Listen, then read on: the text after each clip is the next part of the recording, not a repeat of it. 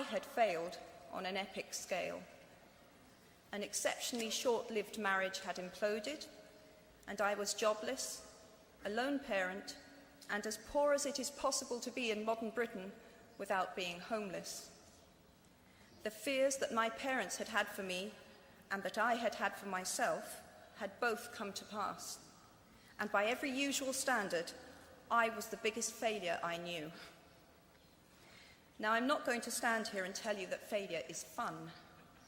That period of my life was a dark one, and I had no idea that there was going to be what the press has since represented as a kind of fairy tale resolution. I had no idea then how far the tunnel extended, and for a long time, any light at the end of it was a hope rather than a reality. So why do I talk about the benefits of failure? Simply because failure meant a stripping away of the inessential. I stopped pretending to myself that I was anything other than what I was, and began to direct all my energy into finishing the only work that mattered to me. Had I really succeeded at anything else, I might never have found the determination to succeed in the one arena where I believed I truly belonged. I was set free because my greatest fear had been realized, and I was still alive, and I still had a daughter whom I adored, and I had an old typewriter and a big idea. And so rock bottom became the solid foundation on which I rebuilt my life. You might never fail on the scale I did, but some failure in life is inevitable.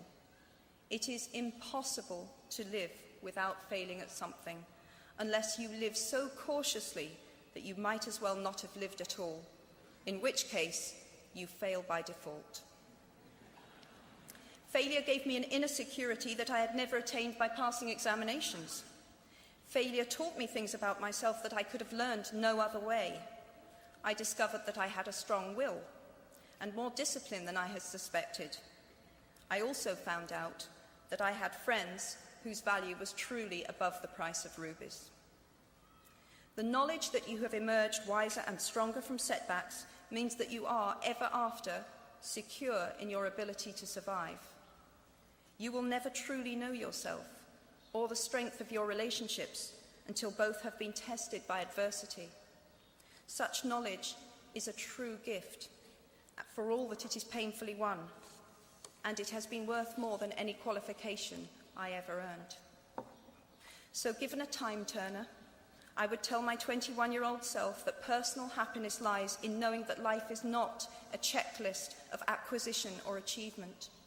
Your qualifications, your CV, are not your life, though you will meet many people of my age and older who confuse the two. Life is difficult and complicated and beyond anyone's total control, and the humility to know that will enable you to survive its vicissitudes.